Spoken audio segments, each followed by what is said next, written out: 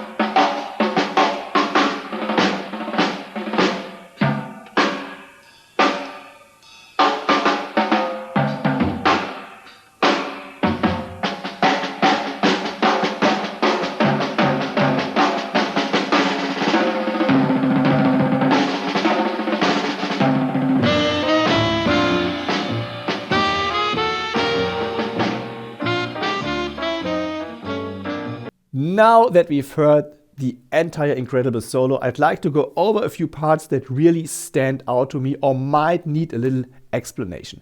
The first figure we look at is in bar 10 of the solo. This is basically the first phrase that's actually played with a lot of speed. The movement goes from the high tom to the snare drum, and I hear this figure as a septuplet. That means we have 7 notes within one beat. The sticking is right, left, right, left, left, right, left. For those who haven't worked with the tuplets yet, a septuplet simply means that 7 notes are evenly spaced over one beat. The beat here is the quarter note, since we are in 4/4 time. Personally, I like to count septuplets like this: 1 E and D ta T ta. Of course, you could also use South Indian syllables or something else here, but I like this counting method because the pulse remains clearly audible. Have you ever incorporated septuplets into your playing, or do they seem too abstract to you? Let me know in the comments. Alright, back to business. I'm playing the figure slowly at a tempo of 60 for now, looping just these 2 beats. This makes it easier to perceive the internal grouping and the movement. It's how I recommend practicing in general. First play the figure in isolation until you're really confident, then slowly increase the tempo. So here, start at tempo 60 BPM.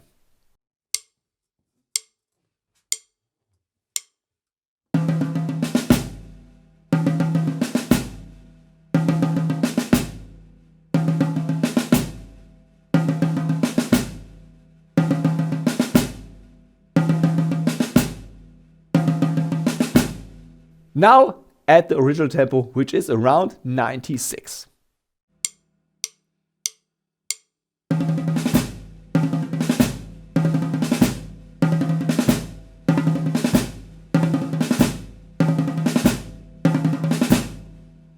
And now let's hear this phrase in its actual musical context. So I'll play measure 9 and then measure 10, so you can hear how Frankie Dunlop actually uses this phrase in the solo.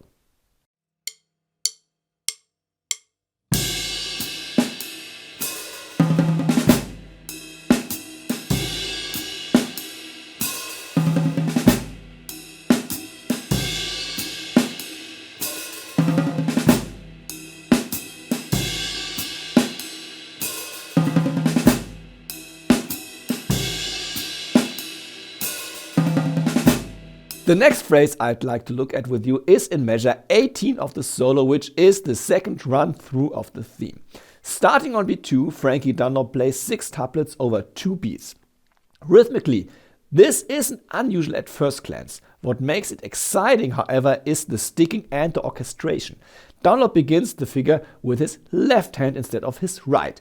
This creates a much more interesting distribution across the drum kit. He starts on the first tom, lands on the snare drum with the last note of the first 6-tuplet and begins the next 6-tuplet immediately with his left hand on the snare. The entire figure finally ends on beat 3 with a bass drum.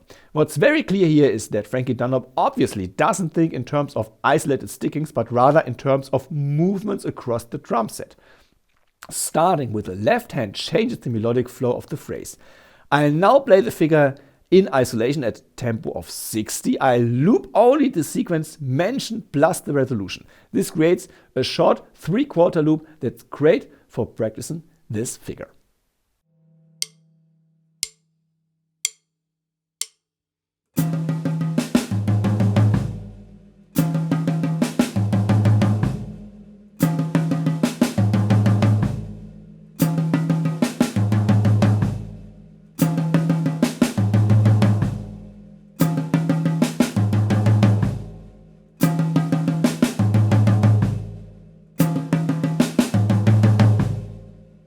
Now let's hear the whole thing at roughly the original tempo of about 96 BPM.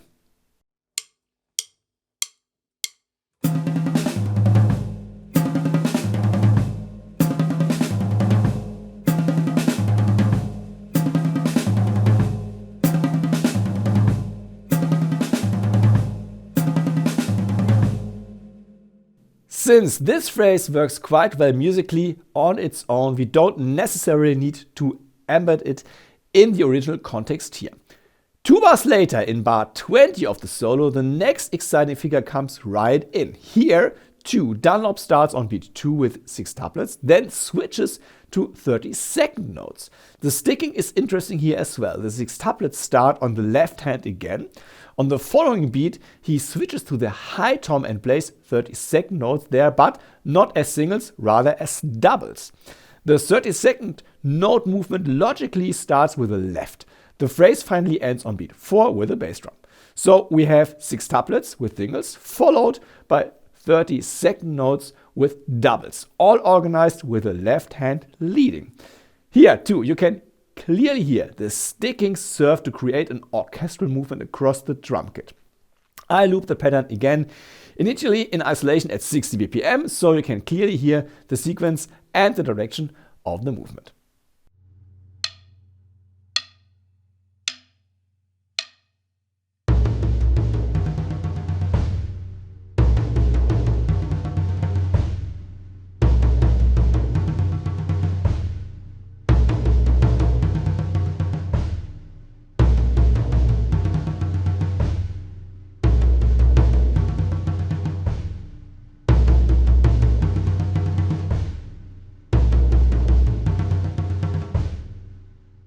Now at around the original tempo.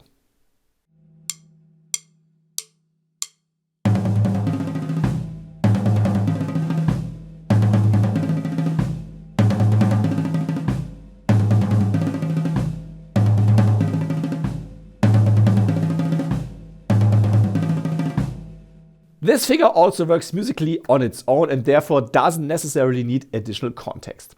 The next phrase follows 2 bars later. This time we start with septuplets over 1 beat, followed immediately by 32nd notes over the next beat.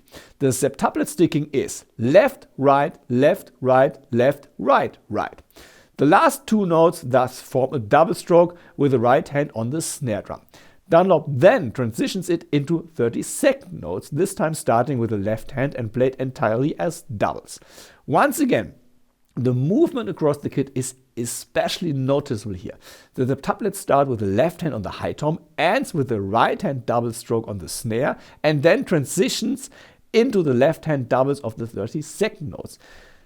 These then move on to the floor tom before the phrase finally ends again with the bass drum on beat 4. Here too, it becomes very clear Frankie Dunlop thinks melodically and orchestrates his stickings like lines across the drum set. I now play the figure slowly again at a tempo of 60 as an isolated loop.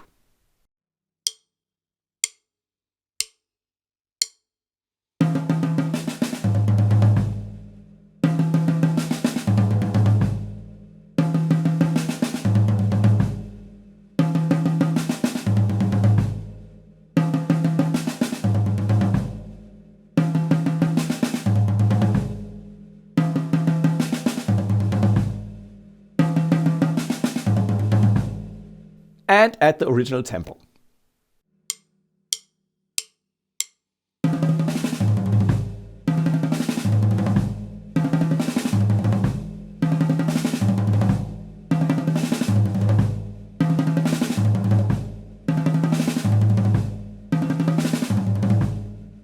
If you look at the entire sequence, that is measure 13 through 24, you can clearly see a structural organization. Measures 5, 7 and 9 function more like transitional or breathing spaces, while measures 6, 8 and 10 each contain these dance figures that we just analyzed. This beautifully demonstrates that despite all its freedom, the solo possesses a clear internal structure. The following figure, which I find particularly exciting, appears in bar 27 of the entire solo. Here, Frankie Dunlop begins directly on beat 1 with a 32nd note figure. The sticking is right, left, left, right, left, right, right, left, and then ends with an accented downstroke on beat 2. The orchestration is particularly interesting here again. Frankie starts with the right hand on the high tom, then plays 3 strokes on the snare, switches back to the high tom, and finally moves back to the snare drum. This creates a melodic line across the drums. Here too, you can see that nothing is an end in itself, but rather serves to create movement, direction and tempo. I now play the figure slowly as loop at 60 BPM.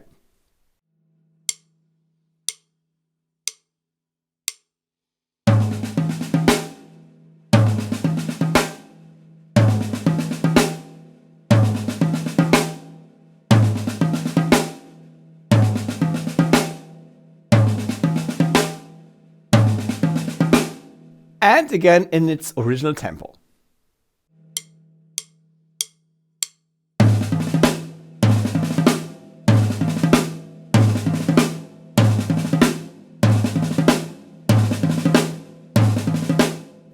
Two bars later comes one of my favorite parts of the solo. Rhythmically, the figure is based on an 8th note plus 3 16th note triplets.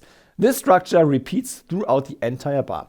I especially like the melodic line here. Dunlop starts with his right hand, then moves his left hand to the high tom, plays a right hand double stroke on the snare and moves his left hand back to the tom again. This creates an almost singing phrasing between the snare drum and the high tom. The hi-hat is also interesting. It's not played classically on beats 2 and 4 here, but on beats 1 and 3, just like in the previous bar. Let's first look at the figure slowly at a tempo of 60.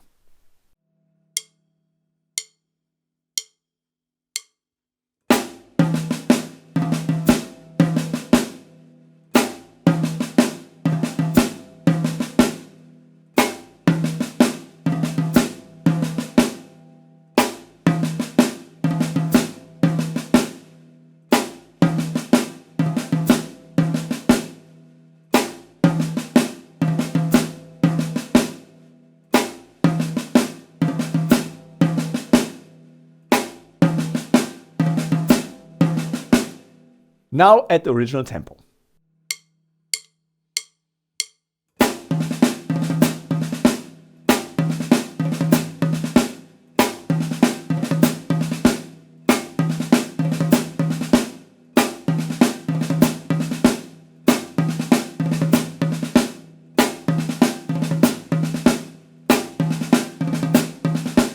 The last figure I'd like to look at with you is measures 29 and 30 of the solo. Here, Dunlop plays an incredible, beautiful flam phrase. As far as I can tell from the video, all the main strokes are played with the right hand, while the left hand handles the grace notes. What's particularly interesting here is the orchestration of the flams. The flams don't stay static on a single drum, but also move across the set. This creates very melodic movements across the kit. The first flams are still mainly on the snare drum, but then the main strokes and grace notes move back and forth between the snare, high tom and later floor tom. This is precisely what makes the phrase sound incredibly lively. In addition, the figure doesn't start directly on beat 1 but slightly offset, which creates additional tension. I'll now play the two measures first as a slow loop at 60 BPM.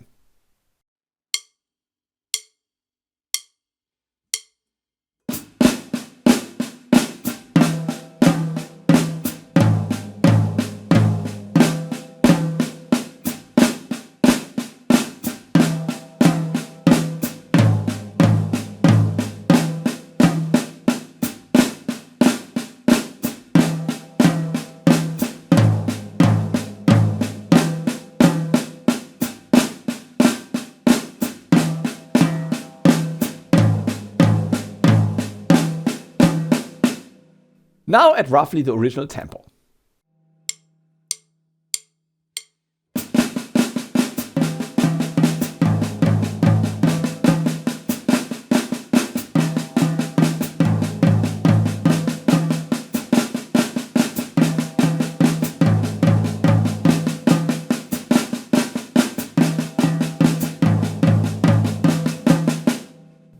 Here it makes sense to play along with the previous measure, because the flam phrase is actually already set up on the last triplet of measure 28. So let's wrap things up by listening to measures 28 through 30 in context.